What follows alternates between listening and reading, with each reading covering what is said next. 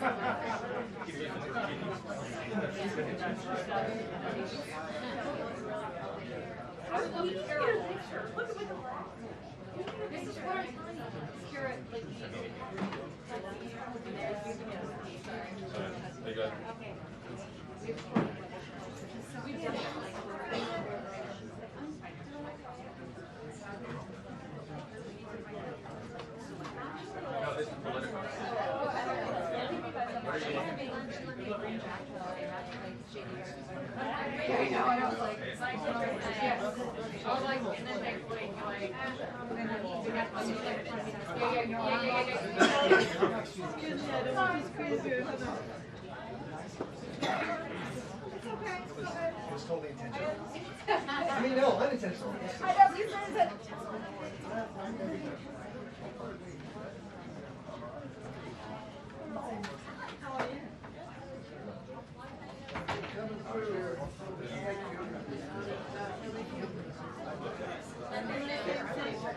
Nothing new.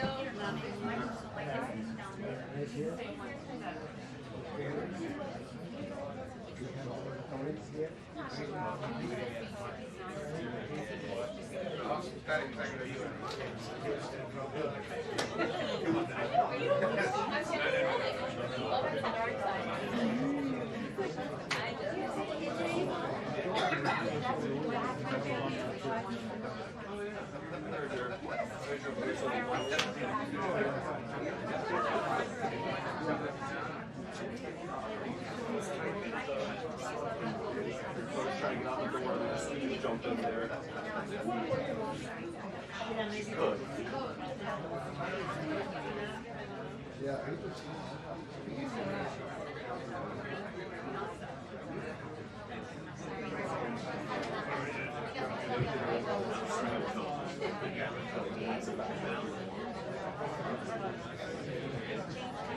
Yeah, yeah.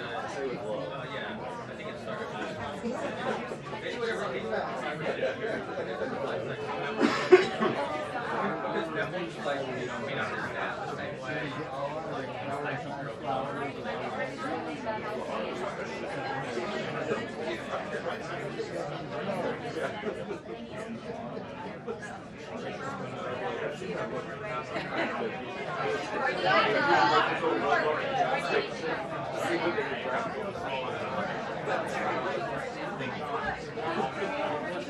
That's fun. How are you?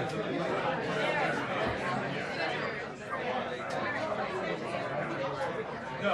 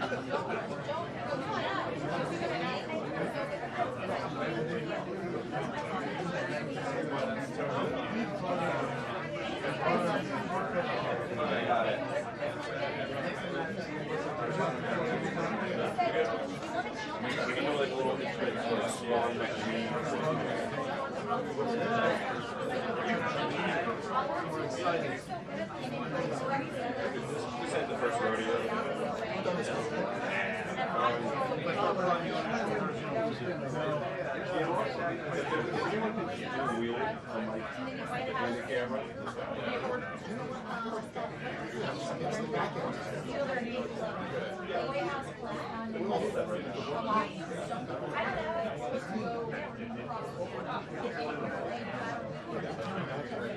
I'm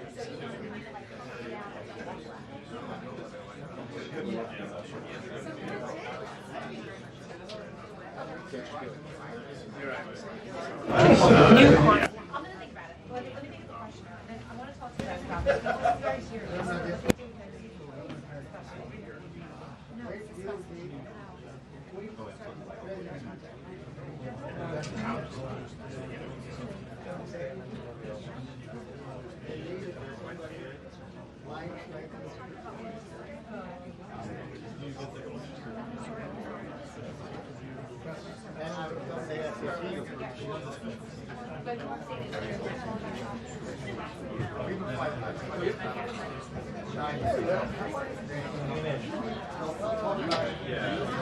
Come on, Frank, let's get it together. This guy,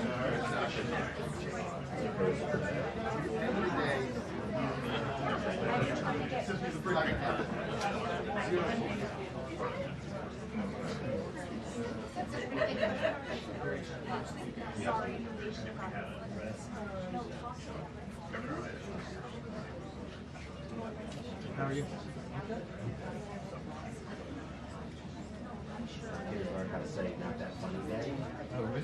Yeah, which he rolls out every time I make a joke. That's the beginning. The dead thing.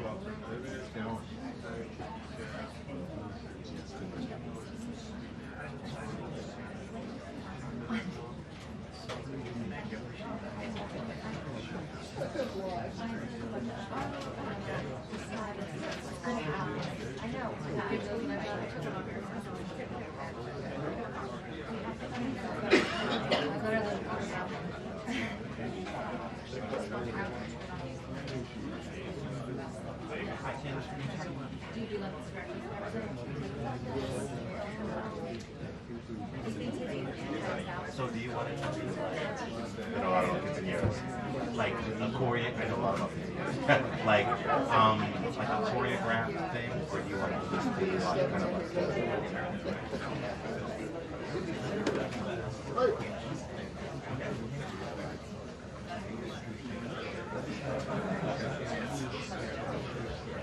we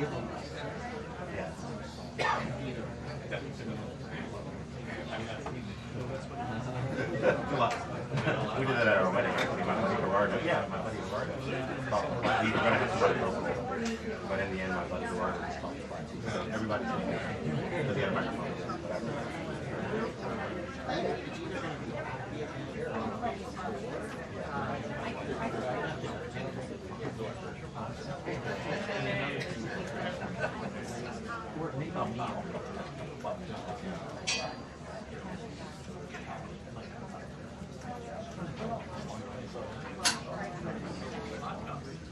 Yeah, it's like a private lesson.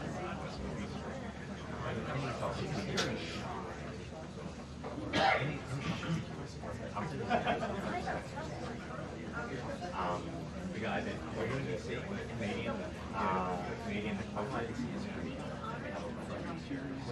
My legacy. I actually used to teach it for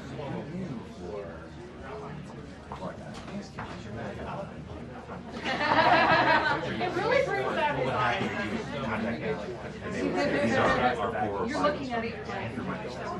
He works with kids. So you want And to they do would do a private group lesson nothing yet. where you like handle it. Or however long you want. Kind of thing. No big deal. Because I'm guessing they'll feel like a structured class.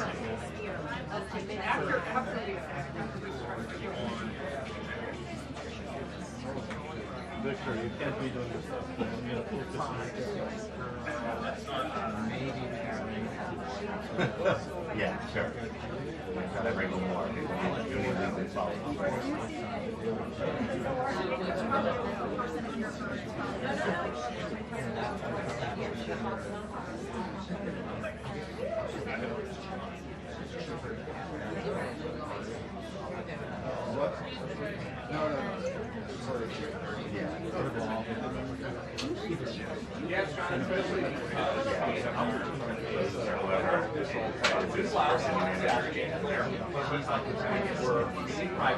She started out doing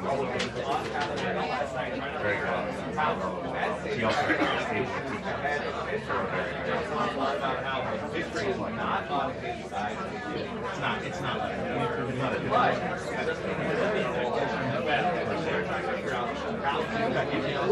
Domestic economic messaging, while also in a situation like if you're monitoring the rates and enormous military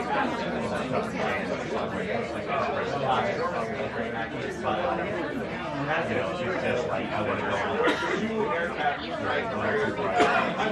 Private classes are more expensive, but they don't go there for nothing. Actually, just now reporting that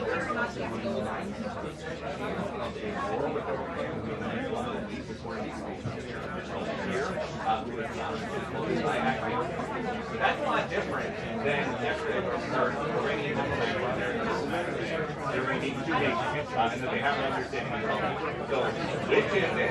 We'll find out. Because the health big here in the Beltway, the wastewater is doing so in the moment. you know, you're not actually sitting around and all that stuff. You're just stolen And like and they have burger and cereal Bowser here in Tennessee and went more in there. they're like, a lot like you go there, so That's what it's they have been. I'm like, yeah, they have like 2 different formats because like I think the founder of the school started out somewhere.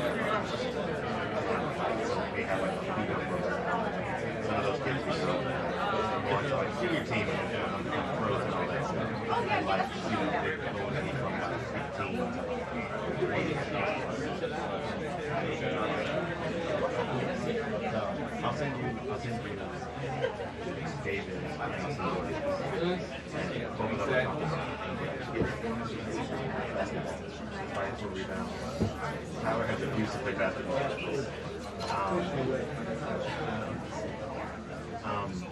I thought I jammed a finger, but I severed it. You heard right, Steve. I don't know if it's a finger. Like, I get no sympathy for this. It's like, oh, your feet hurt. And physical therapy is very like, almost immediate. I thought I jammed it, tried to walk it off. It started to get too crippling. And I was like, oh, I should get a doctor.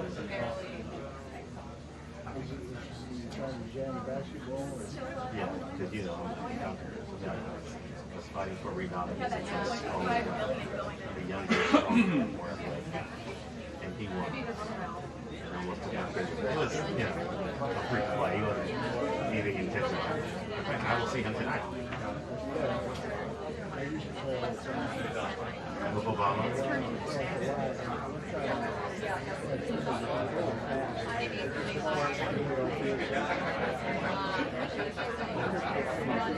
Yeah, I've dislocated this one twice, and this one once, and it's just like, my wife is like, why are you so big? I'm less afraid than I am with her, you know, and then like, time to end. Yes, it's helpful to cardio, protection, but it's also, you're going to get an orthopedic injury every time.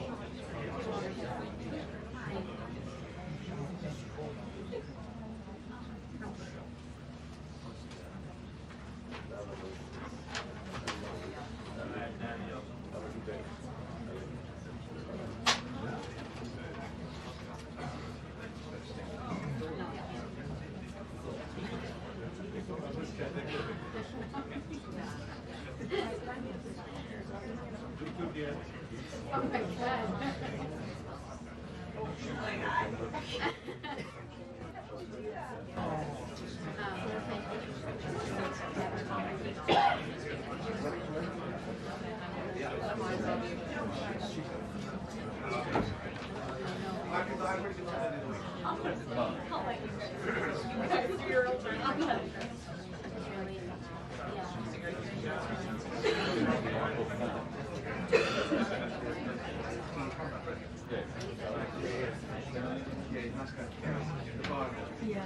so that could be growing.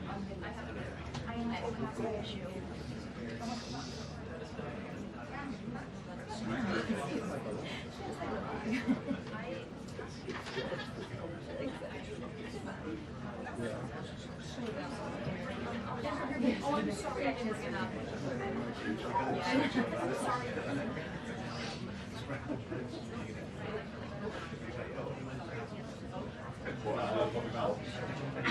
Oh, wait, are you in Midwest? You just feel like, no, but you did, you're like, I'm a Texan, okay. but I do So recognize the kind value of, of the right? up. Oh, it's like it's a casual How do you think I got from back there to up here? Was A couple ups. I have one other trick. Some people, I just say a hot top. I You can do it, like, jump the other. So I live in.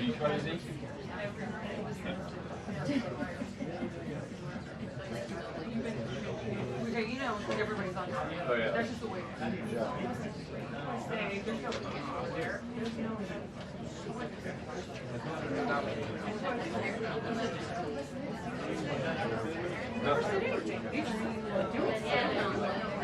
I'm standing there.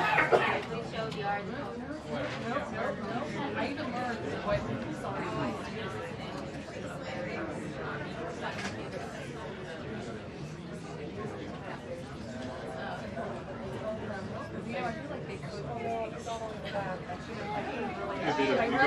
I should have like Cultural gift.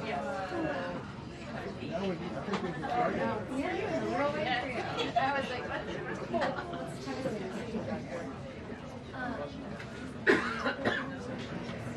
Evan back there? Where's Evan? Oh, Right here, beside you. hey Evan. Just the person here. What? Can you look at this? Look at ombre suit. Like, so. You're good.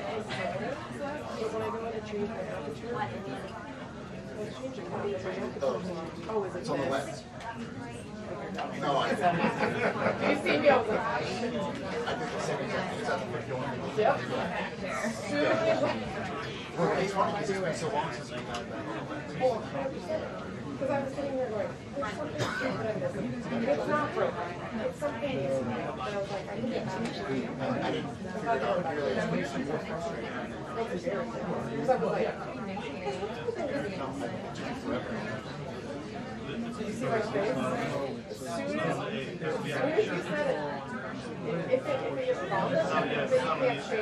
I don't think I was like, yeah. Because I just feel like it was I walked over. As soon as I started to say something about it, okay, well, that will bring you goes there. The camera.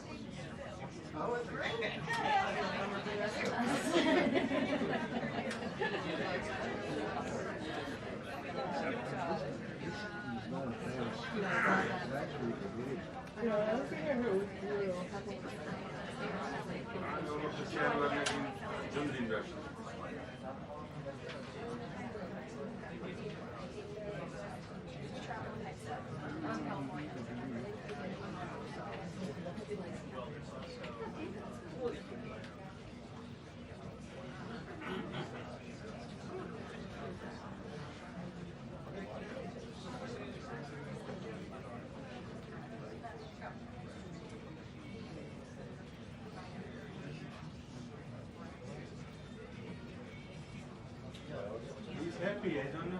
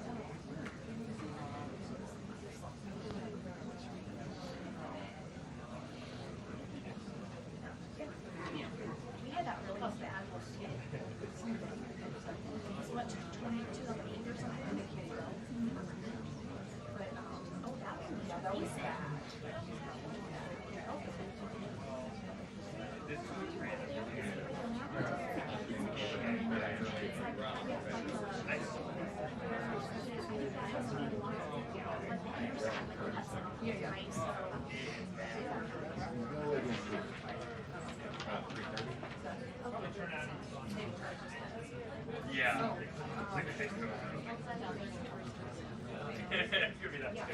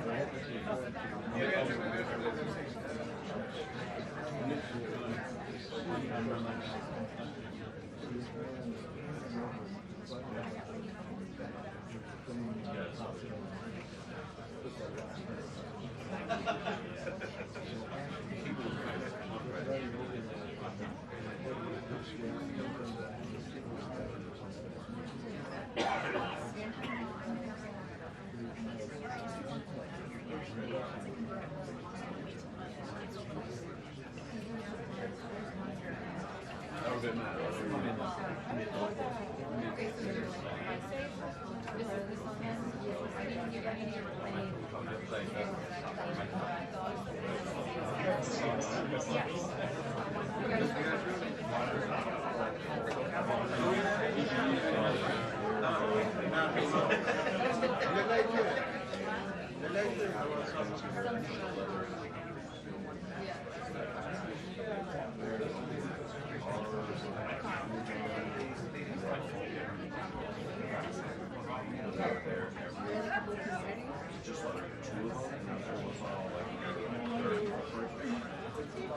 What's the other one after that?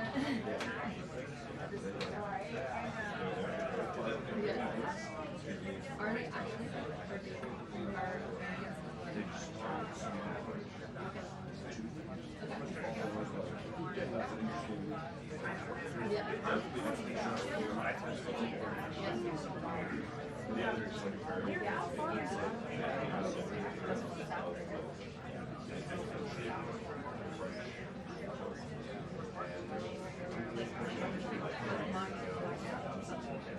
yeah. Yeah,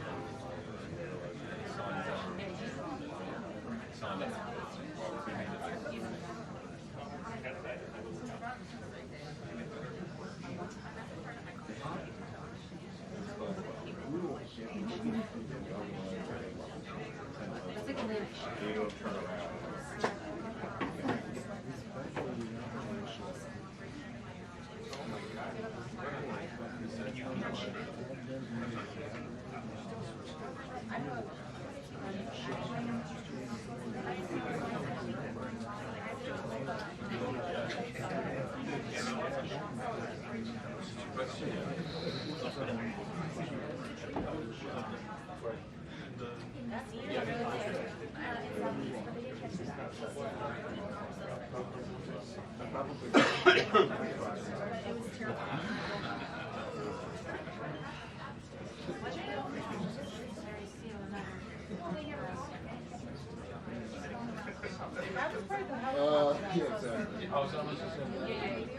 It was okay. Yeah, they were looking for that. There was fire drills.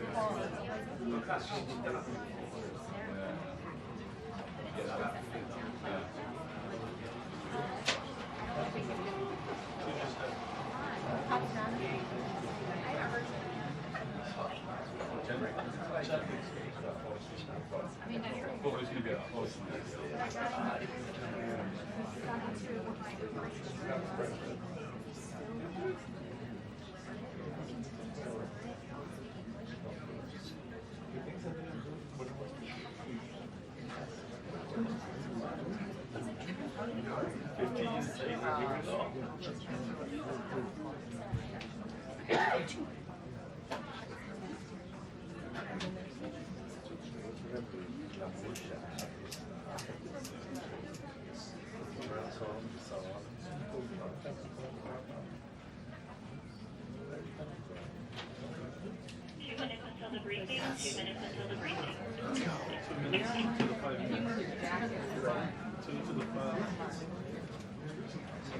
I know.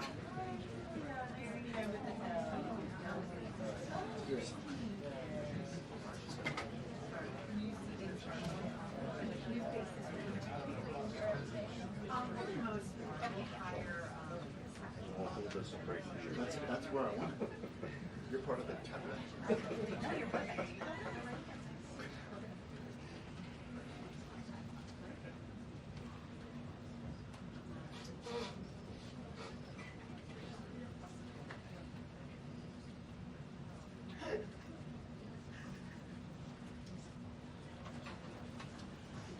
Everybody but us.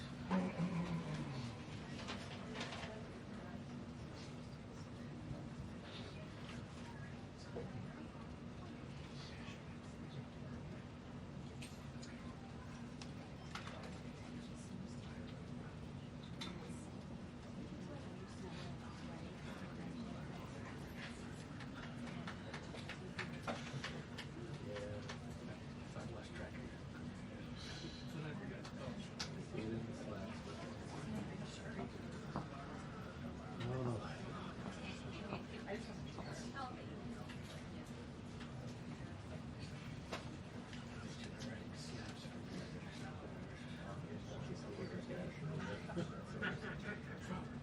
I went outside.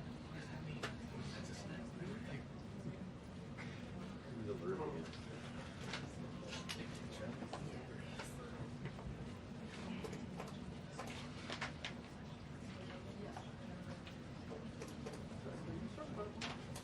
my mother is. Yep. Started my career. Oh, really? But this is amazing. Those were the days. The Truth Commission and Oh, yeah, that would have kept you busy. Were you with AP then? I was, yeah. Wow. Where's my mom? My mother's family's in and around Ontario. Okay. And we got a bunch of the capital now. She was great. Capital, I like Capital. It's gotten better. It's gotten better. My parents were just listening. Yeah. They went to Kayala, which is a mixed use, like commercial, big Okay. mall, condos. Yeah. Outer zones. Okay. Used to it. Yeah. Yeah, they're listening up.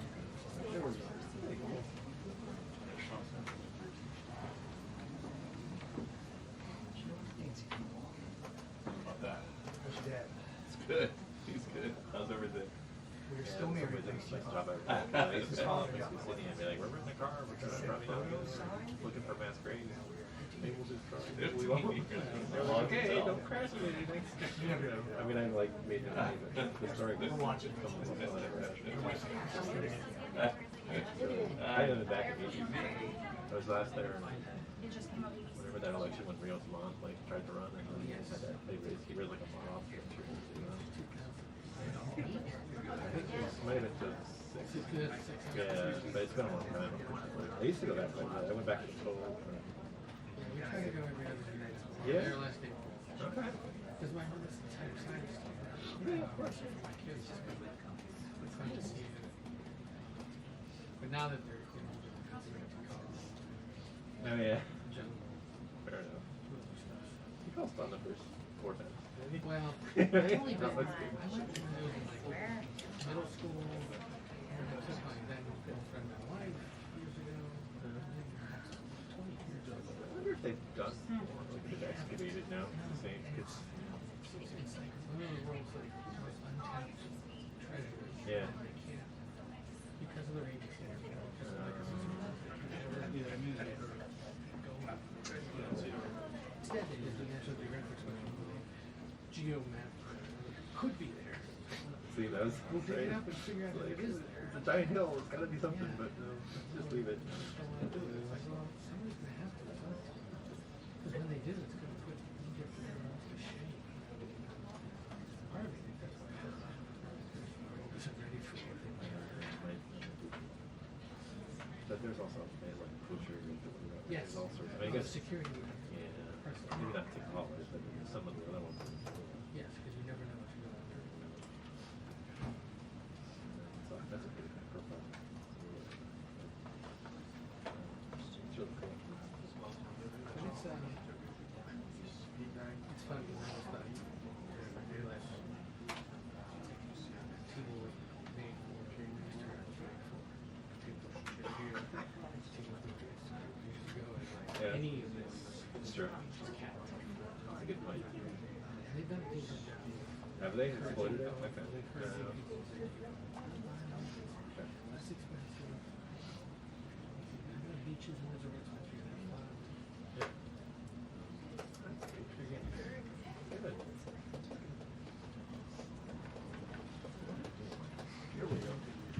Hello, everybody. Good afternoon. Thank you for your patience as always.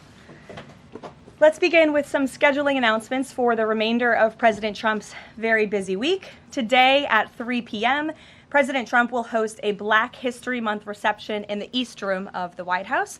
I know many of you will attend, and we will see you up there. Tomorrow, President Trump will host a Board of Peace meeting at the Donald J. Trump Institute of Peace, where he will announce that member states have pledged more than $5 billion towards the Gaza humanitarian and reconstruction efforts, and have also committed thousands of personnel to the International Stabilization Force and local police to maintain security and peace for Gazans.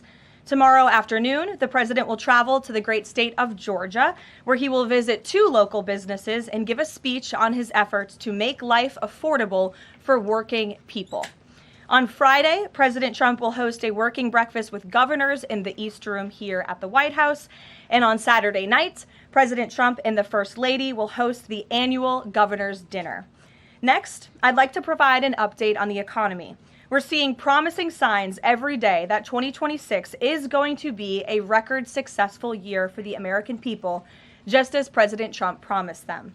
The January jobs report shattered expectations, highlighting how the president's pro-growth economic agenda is fueling American prosperity. The economy added 172,000 new private sector jobs to kick off the year. That's more than 2.5 times economists' predictions. The labor force participation rate went up while the unemployment rate fell. The prime age labor force participation rate is now at its highest since 2001. Most importantly, 100% of all job creation under President Trump continues to be in the private sector. This is truly remarkable. That's 615,000 private sector jobs that have been added in President Trump's second term thus far. These are real working people. These are real American families who will be living out their American dream. Meanwhile, federal government employment has shrunk to its lowest level since 1966, saving taxpayers $29 billion annually. And all of the net job growth under President Trump has gone to native-born Americans, ending the disgraceful pattern under Joe Biden of job gains going to non-citizens and illegal aliens. Additionally, on inflation, the new CPI report is even more proof of the progress made by President Trump. Despite all of the doom casting from the so-called experts, the president has managed to utilize powerful tariffs to secure trillions of dollars in investments into our country and rebalance our trade deals while simultaneously cooling inflation. Year-over-year inflation fell to 2.4% in January, beating expectations again and marking the lowest level since May. Core inflation, the best measure of inflation, dropped to its lowest level in nearly 5 years. Meanwhile, real average hourly earnings for all private sector workers rose in the month of January, which means more money is going back directly into people's pockets.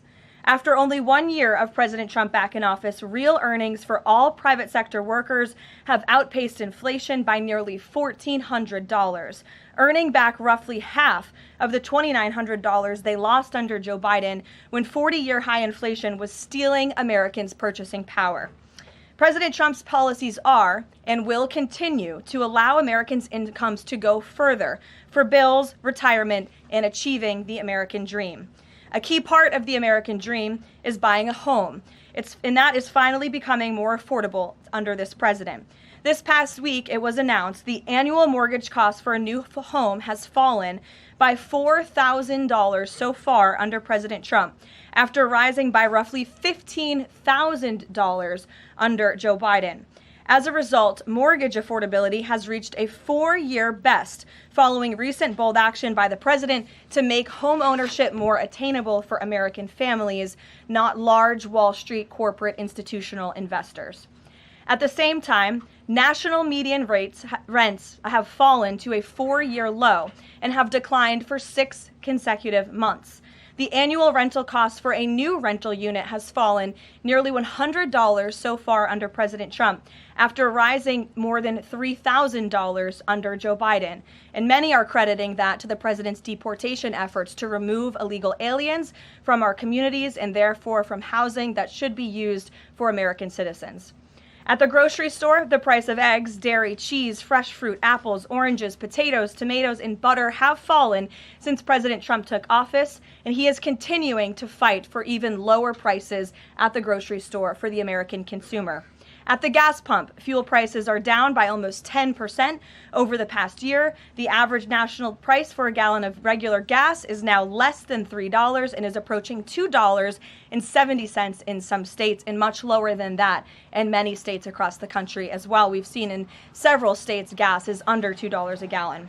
And at the pharmacy, prescription drug prices are down over the past year, with even more price relief ahead for American patients, thanks to President Trump's most favored nation drug pricing deals and the great health care plan, which he is calling on Congress to pass as soon as possible. What President Trump wants Americans to understand is that this is only the start and the best is yet to come. The historic success that we have seen since he took office is just the beginning of enormous growth and opportunity that we are about to witness. And I know the president looks forward to hitting the road and being with the great people of Georgia tomorrow to talk about just this. So with that, today, I know there's a lot of news. I will open it up to take your questions, and we're going to start, as always, with our new media seat, the great Michael Graham from Inside Sources. Thank you for being here, Michael. Thank you for having us, and thanks from our 200 newspaper partners around the country. So you mentioned gas. We didn't mention natural gas. And back where you live, your friends and family are paying among the highest prices for natural gas to heat their home and for electricity generation, the #1 source of power across New England. The cheap gas is in Pennsylvania. The 2 highest places to buy gas in the country, New York City and Boston. The problem is the blue states will not allow the gas to travel to produce electricity or to reach customers. When President Trump first came back in office, there was some talk, him and Governor Hochul in New York possibly reaching a deal. When will consumers in the Northeast feel relief from President Trump's energy policies, and what can he do about state objections to expansion of infrastructure? Then I have a quick follow-up. Sure, absolutely. Well, the president has promised all Americans across the country, and in particular in the Northeast, where we do face much higher costs of electricity and of energy, unfortunately, because of the Democrat policies in the area. From the federal government's perspective, the president and the National Energy Dominance Council, Secretaries Wright and Burgum, are doing all we can when it comes to federal permitting. The drill baby drill agenda is obviously underway. The president has made a huge push for more fossil fuels in this country. You look at what he did last week with respect to coal. Coal truly keeps the lights on in this country. We learned that in the recent winter storms. However, there's only so much that can be done at the federal level. That's why the president has called on blue state governors to participate in this energy dominance agenda, including governors in New England and the Northeast, by contacting Governor Hochul directly to get this Constitution pipeline underway. This is not only going to bring down the cost of energy in the Northeast, it's also going to support job growth and energy affordability and more opportunity for workers in the Northeast. And I just have a quick statistic here on energy that I found fascinating, and it's obviously true because I'm saying it up here. Red states with Republican legislatures currently enjoy lower average retail electricity prices than blue states with Democrat legislatures. And that's exactly why the president is calling on all blue state governors across New England and the Northeast to get on board. Let's bring prices down for all Americans, whether they live in a red or a blue state. So right down the street from your alma mater, San Antonio College, you talk about building an ICE facility that's causing a lot of political agita in New Hampshire, and for the Republican governor, Kelly Ayotte. Seems to be some miscommunications argued on both sides. Even Republican supporters of Trump who live in the town say, we're not sure we want this. What's your message to the folks in New Hampshire about this proposed ICE facility? The message is that illegal immigration, while the border is secure, is still a problem across our entire homeland.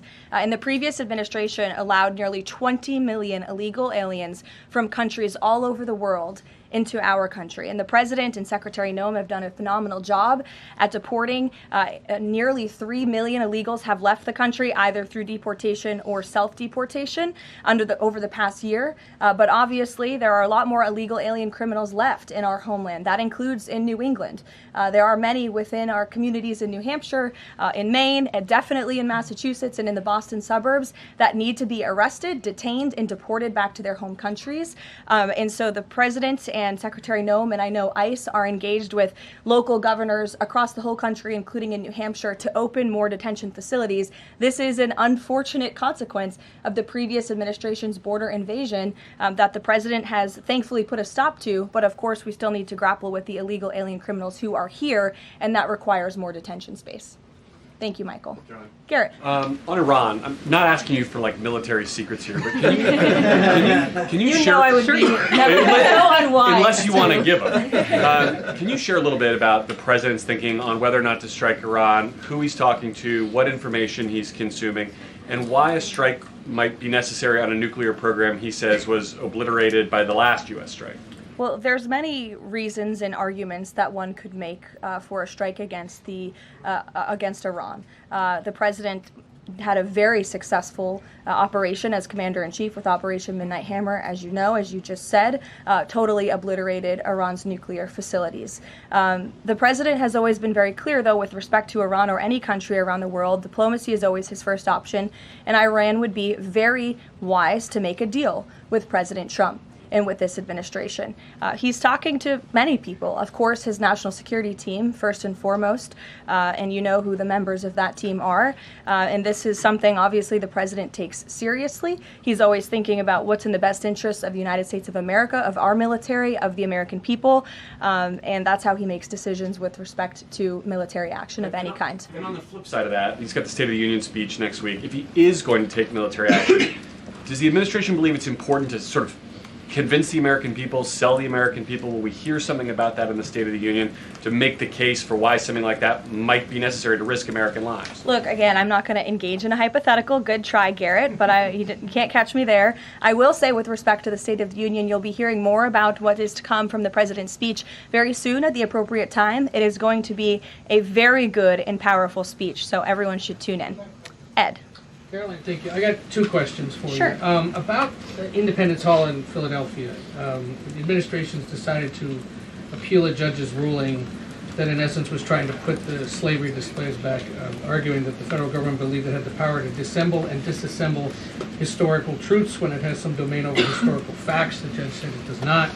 The administration said that you were planning to put up updated interpretive materials and provide a fuller account of the history of slavery at Independence Hall. What more was the administration, or is the administration, planning to add? I'm not familiar with this specific instance, Ed, to be honest with you, but I will check in with the appropriate people who are overseeing this, and we'll get you a more firm answer. One other question. Then yesterday, in his statement about Jesse Jackson, the president said, despite the fact that I'm falsely and consistently called a racist by the scoundrels and lunatics on the radical left, Democrats all, it was always my pleasure to help Jesse along the way.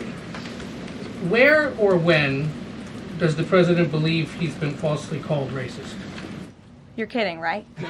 I will pull you plethora of examples. I'm going to get my team in that room to start going through the internet of radical Democrats throughout the years, Ed, who have accused this president falsely of being a racist. And I'm sure there's many people in this room and on network television across the country who have accused him of the same. In fact, I know that because I've seen it with my own eyes. And the president very much looks forward to having an event later this afternoon at 3 p.m. to celebrate Black History Month and to talk about how his policies are advancing opportunity and prosperity for all Americans through record tax cuts, through the Trump accounts that all Americans can access regardless of race. These are a great thing for the next generation of Americans. The president has also awarded hundreds of millions of dollars in additional funding to strengthen educational outcomes at historically Black colleges and universities across the country. Again, the president is protecting the hard-earned benefits of the 2.4 million Black veterans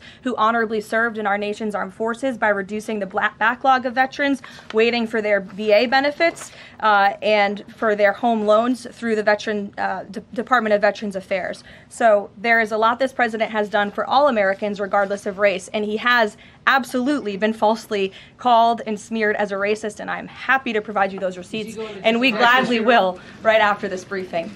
Jennifer, go ahead. You mentioned the $5 billion in pledges for the Board of Peace. Will we be able to get a breakdown of which countries are providing each of those pledges? Yes. And which countries are providing troops? Sure. We're happy to provide that breakdown, and I'm also happy to provide the list of countries that will be attending tomorrow. I know it's more than 20 countries. I know there's a lot of interest in that.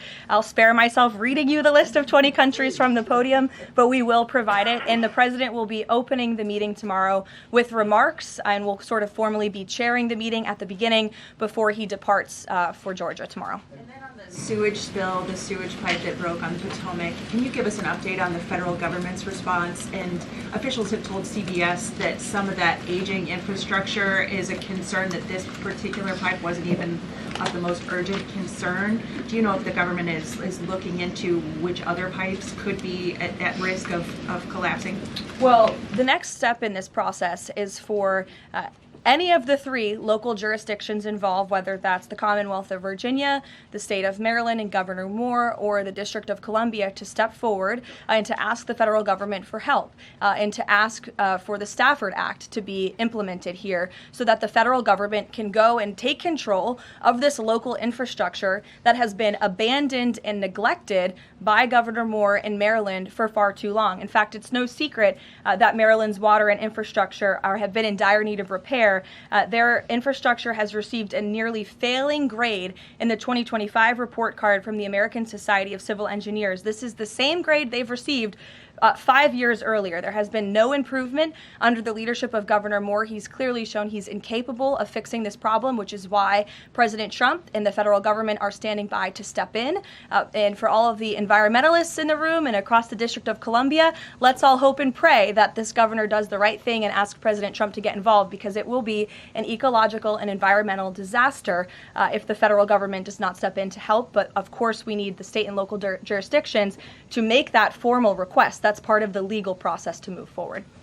Peter. So you said that any of the three Democrats just need to ask. A few minutes ago, Maryland's Governor Wes Moore asked. He said, if the president wants me to ask nicely, our response is this: please, Mr. President, do your job. To which I say, I'll ask the president and we will provide you with the next steps. But in all seriousness, the federal government has been preparing plans. The White House has been in contact with FEMA, with the Army Corps of Engineers, with the Environmental Protection Agency. Again, we've been standing by. This is a problem we want to fix, not just for the federal government, but for everyone who lives in the District of Columbia, including all of you. So you're welcome. To your point about that, there are a lot of events coming up for America 250. The president wants people from all over to come to the nation's capital. Is he worried that by the summer, the Potomac River will still smell like poop? He is worried about that, which is why the federal government wants to fix it, and we hope that the local authorities will cooperate with us in doing so. Steve. So what will the $5 billion be used for in Board of Peace, and will that be sort of a down payment for much more money? You'll be hearing more about that tomorrow at the meeting. If you recall, at the first meeting when we were in Davos, Jared Kushner did provide a very detailed PowerPoint presentation for the vision of Gaza, the reconstruction and the humanitarian efforts, of course, providing local security on the ground. That will be part of the discussion tomorrow, is how can we maintain security? First, you must achieve security to get to prosperity, which is sort of the second part of this plan. So you'll be hearing more about that tomorrow, but I would just point out $5 billion worth of investment. We're talking about reconstructing Gaza. I remember when those words came from the president's lips in the East Room many months ago, and all of you in the press were bewildered at how the president could have such an ambitious goal of rebuilding Gaza, which is obviously a place that has been just turmoiled by violence and chaos for many, many years. But we are well underway in doing that, and it's a historic accomplishment for this president. Secondly, is the president seeing seeing enough progress in the Iran talks to let negotiations go a little further? I mean, where do things stand after yesterday's talks? I think you heard from the administration and the State Department yesterday that there was a little bit of progress made, but we're still very far apart on some issues. I believe the Iranians are expected to come back to us with some more detail in the next couple of weeks, and so the president will continue to watch how this plays out. Sure. Follow up on that. Thank you, Caroline. On these Iran talks, I mean, how much time is the president willing to give it before he is seriously maybe considering military action? Is he willing to give it that full 2 weeks? And has he given the Iranian officials a deadline on when he wants to see a deal? It's a fair question, Rachel, but I'm not going to set deadlines on behalf of the president of the United States from up here. And then just one more on the shutdown. We're now in this partial shutdown over DHS funding. Has the president personally spoken to the Democratic leaders in Congress? Can we expect to see them at the White House to try to make a deal on this? Not to my knowledge. He hasn't had any direct conversation or correspondence with Democrat lawmakers recently. It doesn't mean he's not willing to. I'm just not aware of any conversations that have taken place. I do know the White House and the president's representatives have been in direct conversations with both Democrats and Republicans, but of course, Democrats are the reason that the Department of Homeland Security is currently shut down. They have chosen to act against the American people for political reasons, and now we have FEMA workers, the men and women of the United States Coast Guard, men and women of TSA who keep our airports moving, who will be working without paychecks for no good reason other than the Democrats wanting to pick a fight with Donald Trump. And the president thinks that is irresponsible and despicable. He wants the government to be open. We've been engaged in good faith negotiations with the Democrats. Last night they sent over a counter proposal that frankly was very unserious, and we hope they get serious very soon because Americans are going to be impacted by this. Sure. Thanks, Caroline. President Trump has talked about a forthcoming executive order on voter ID. Is there more details you can provide about for that? And can you talk about any steps that you're taking to overcome court challenges that you've kind of faced in this area before on voting? Well, as the president said in that Truth Social post, he's discussing and exploring legal options for a potential executive order with respect to voter ID, but this is something he's made very clear he wants Congress to get done. The Save America Act is a common sense piece of legislation that has now passed the House of Representatives to ensure that voter ID is a requirement in the United States of America. This is a common sense policy that nearly 90% of the country agrees with. You need an ID to go and purchase alcohol. You need an ID to go to the library and check out a book. And so the president thinks you should have an ID to vote in our nation's elections. And I know the vast majority of Americans agree with him on that. And he wants Congress to move quickly to get it done. Sure. On Cuba, you know, it's increasingly being described as a humanitarian crisis. What is a successful outcome for the U.S. that the U.S. wants to see in Cuba? Is there anything less than regime change that would be considered success? I think, as Secretary Rubio has articulated and the president himself, we obviously want to see flourishing and prosperous democracies all over the world, especially in our own hemisphere. I'm not dictating any actions the United States may take to get there, but of course that's in the United States' best interest to have Cuba be a truly free and prosperous democracy. Unfortunately, right now, that is not the case. They are a regime that is falling. Their country is collapsing, and that's why we believe it's in their best interest to make very dramatic changes very soon, and we'll see what they decide to do.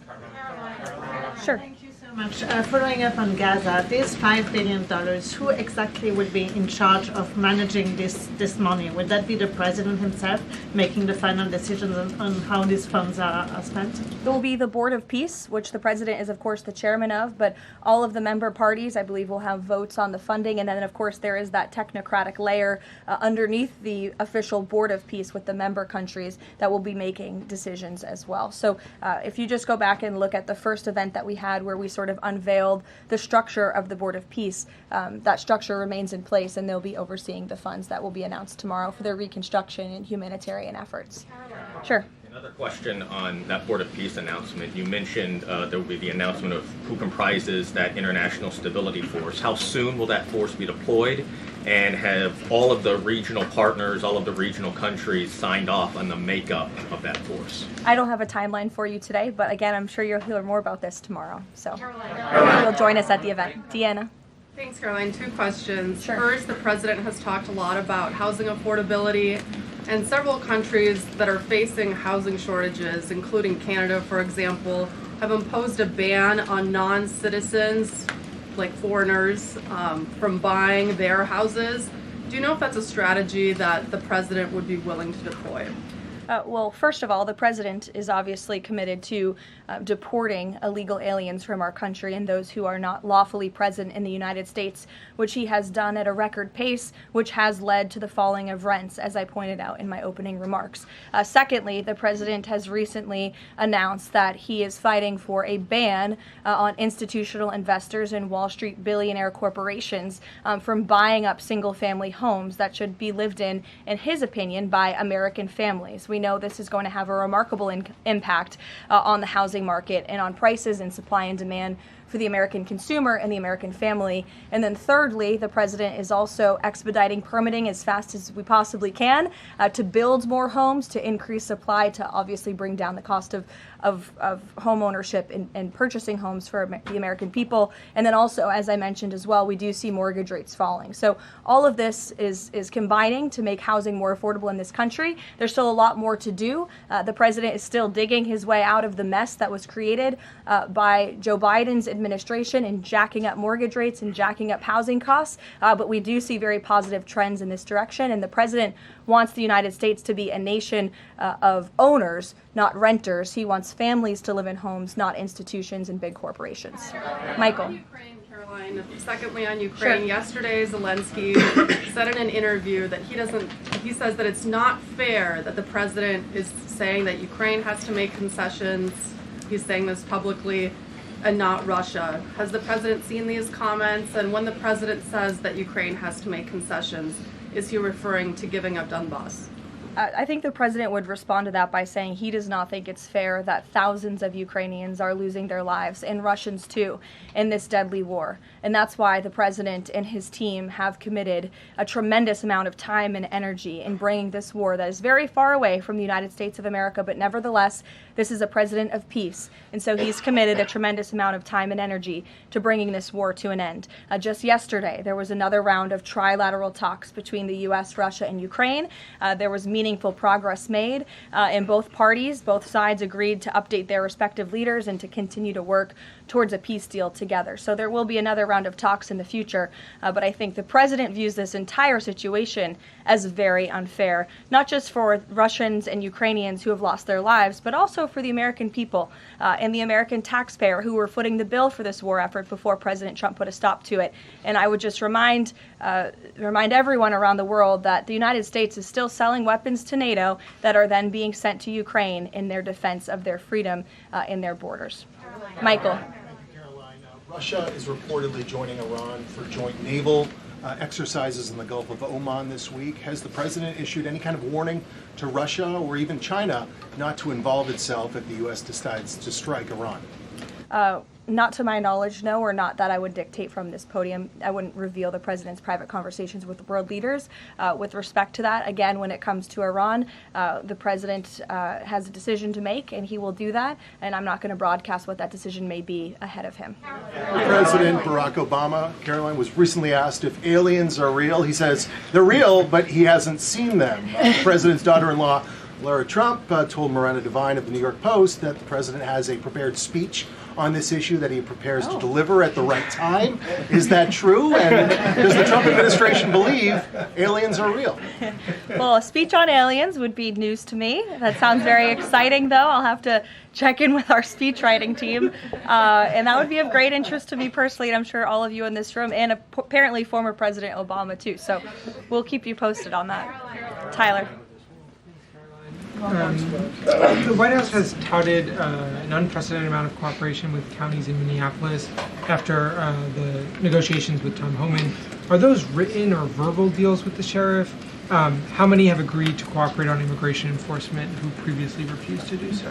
Yeah, the last time I spoke with Mr. Homan, which was just a few days ago, he assured us that nearly every single county in the state of Minnesota has agreed to notify ICE when they are releasing criminal illegal aliens from their jails. This is an unprecedented level of cooperation that we have not seen. It has led to not only cooperation to detain illegal aliens in Minnesota, which just this past week I have looked looked at the list, they've detained some very heinous people who none of you would want living in your communities, but has also led to a much more calm situation on the ground. We've also seen, and you've seen this with your own eyes play out, the local police and the state police have now cooperated in the arrests of left-wing agitators and criminals who are unlawfully obstructing immigration enforcement in their efforts. So this is a huge win, and again, the president sent Mr. Homan to Minnesota to do a job, and he has done it well, and I think the situation on the ground proves that. Are those like written agreements that they've been signed by various officials in the state? These are agreements that have been made by state and local officials in the federal government, and we are seeing that cooperation play out every single day. These counties are notifying ICE when they are releasing criminal illegals from their jail, and we do know that they are arresting left-wing agitators who are unlawfully impeding law enforcement. There's video to show that. Show it yourself. You can view it with your own eyes. John. Thank you, Caroline. You mentioned two things: DHS closed and the SAVE Act IDs. Both of these could get solved in 15 minutes if Senate Leader John Thune simply got rid of this phony 60-vote cloture rule and got 51 votes, and that would be the end of it, because everyone in this room knows if the Democrats take over, they'll get rid of that rule in 90 minutes. They already tried it one time, and the two Democratic senators that stopped it are no longer there, Manchin and Sinema.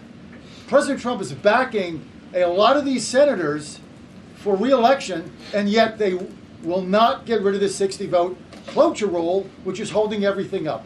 What is the president's position on John Thune in the Senate finally getting rid of this so this legislation can get moved? Well, the president has a good relationship with Senate Majority Leader John Thune. They keep in very close contact, and they work together all of the time. I hear your passion in your voice, and I know it's shared by many Americans across the country, including the president himself. He wants to see the SAVE Act voted, and he's expressed that both publicly to all of you, the American people, but also privately in his conversations with Senate Majority Leader Thune and many other members of Congress as well. Yes, Rav, go ahead. Good to see you. So J.B. Pritzker just recently signed the bill. The law went into effect in January, and it's supposedly going to allocate about $2.5 billion to illegals to go to college and financial aid in the state of Illinois. What is the White House's reaction to this? Illinois is already, by 2027, they're supposed to have a $3 billion deficit. What's your reaction to that? Yeah, we'll have to take a look at that. I would say the president certainly thinks that Governor Pritzker is not doing a very good job of managing his state, as evidenced by not only the waste, fraud, and abuse, but also the crime in the city of Chicago that unfortunately Governor Pritzker has refused to pick up the phone and call the White House and ask for help on, which is something his residents want him to do, but he refuses to do for political reasons. As for the specific money, we'll take a look and get you an answer. You're welcome. John. Thanks a lot, Caroline. Two questions. One is about the president's trip to Georgia tomorrow. If you can provide some additional information about that, why Northwest Georgia was chosen for this particular trip, for instance. Sure. Well, Georgia is obviously a very important state to the president and to the Republican Party, and the president loves the people of Georgia. He'll be touring, like I said, a steel facility, and then he'll also be stopping by another local business, and he will be giving remarks on affordability, on the economy, on all of the great economic news that I just shared with you earlier. He'll be meeting and greeting with everyday Americans, and that's what the president loves to do, to get out across the country, and he's spoken about his intention to go across the country a lot more, and obviously tomorrow's trip is evidence of that. Secondly, last week, as you know, big event that took place in the Roosevelt Room, the president announcing that the EPA has repealed these federal limits on emissions for cars, trucks, and power plants. And in the president's presentation, he mentioned that American families will save $2,500 for a new car or truck. Where is the promise coming from automakers that they're going to pass along their savings to those families all across the country? It's a great question, John. That was an economic analysis that was provided to the president, and I'd be happy to provide that to you so you can take a look yourself. But I'm glad you brought up the president's announcement last week, because this is one of the largest deregulatory actions ever taken in the United States of America. And overall, it's going to save our country $1.3 trillion in regulatory burdens that have really done nothing for our country, nothing for our environment, nothing for our economy. In fact, this announcement received widespread and bipartisan praise. I think I recall seeing the editorial board of the Washington Post, of all places, even commending the president and Administrator Zeldin for this historic action last week. So there's no doubt it is going to save the American consumer money, and I'd be happy to provide that specific economic analysis to you. Sure, in the middle, go ahead. Yes. Thank you. Governor Moore in Maryland signed a bill that is ending the law enforcement cooperation with ICE. And by doing that, a lot of local sheriffs are not happy, and in fact, they met today in Annapolis to come up with legal action. What is the message of the White House to those sheriffs and to the residents of Maryland? Well, first of all, it's another despicable action by Governor Wes Moore. Why would you prevent your state and local law enforcement from cooperating with federal law enforcement? If you just ask them, to your point, if you ask a sheriff across the country if they want to have that level of cooperation and coordination with the federal government, of course they do. It makes their jobs easier. It keeps them out of hostile and dangerous environments. It allows them to detain illegal alien criminals who have committed heinous crimes in our country with the most safe circumstances possible. So the president, of course, continues to always stand on the side of law enforcement, and this is another just horrible and frankly political action taken by Governor Wes Moore, and unfortunately the people of his state are going to reap the consequences of it. Sure. Thank you, Caroline. President Trump just said on Truth Social that it would be a big mistake for the UK to hand over control of Chagos Islands to Mauritius. But the State Department earlier this week has said the U.S. does support that handover. So does this post now suggest that the U.S. does not, or that President Trump has changed his mind on this? The post should be taken as the policy of the Trump administration. It's coming straight from the horse's mouth. When you see it on Truth Social, you know it's directly from President Trump. That's the beauty of this president and his transparency and relaying this administration's policies to all of you and to the rest of the world. Carrie, go ahead. There's been a series of walkouts from public school students that have been sort of provoked by a number of public school administrators. What are your thoughts on this? What's the administration's thoughts on this? Will they be taking any actions on these walkouts against ICE? Look, I think obviously the president and the administration support the First Amendment rights of all American citizens, and if they're peacefully protesting, then that's their constitutional obligation and right and responsibility to do so.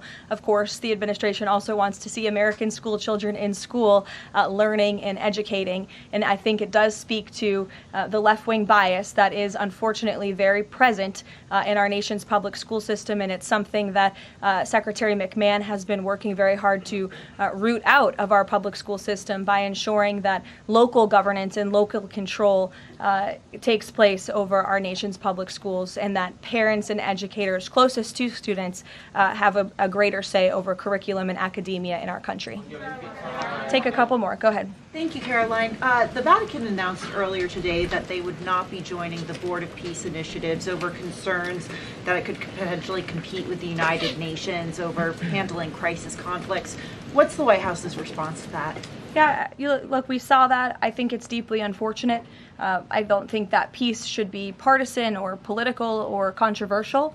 And of course, the administration wants all those who were invited to join the Board of Peace to join. Because again, the Board of Peace is overseeing the reconstruction of a territory that has been plagued with violence, with bloodshed, with poverty for far too long. And this president has a very bold and ambitious plan and vision to rebuild and reconstruct Gaza, which is well underway because of the Board of Peace. This is a legitimate organization where there are tens of member countries from around the world, and we think that's an unfortunate decision. In the back, sure. I'll go to both of you, sure. Okay. Go ahead, and then Jake, you can go. Caroline, can you tell me, is there an update regarding the tariff rebate checks that the White House has promised? I don't have an update for you on timeline, but I know that it's something that the president and his economic team continue to very seriously discuss. Thank you, Caroline. I've got two questions. First, does the president see some sort of religious or prophetic component to the unfolding developments in the Middle East? I haven't spoken to him about that particular perspective, to be honest with you, but of course the president wants peace for all people of all faiths all around the world, and that's part of his push to create peace in the Middle East, which he has done successfully. And my second question is, as his popularity rises around the world, and especially in regions where he's invested so much effort in promoting peace and ending wars, do you think we might be watching the emergence of a global MAGA movement? Is this something that the president has discussed at all? Well, I don't know, Jake, but I sure hope so. Take a couple more. Go ahead. Sure. I wanted to ask you about Iran. As the U.S. military builds up around Iran, is President Trump coordinating war plans with Israel so that if he does decide to strike, that Israel will be a part of those strikes? Look, I don't have any specifics on the president's recent conversations with Israel. As you know, Prime Minister Netanyahu was just here at the White House last week or the week before. But again, with respect to Iran, there was some progress made yesterday. There are still a lot of details to discuss, and we'll continue to see how this plays out. The United States government, of course, is always in close communication and correspondence with the state of Israel, and that starts right at the top with the president and Prime Minister Netanyahu themselves. One more. Go ahead.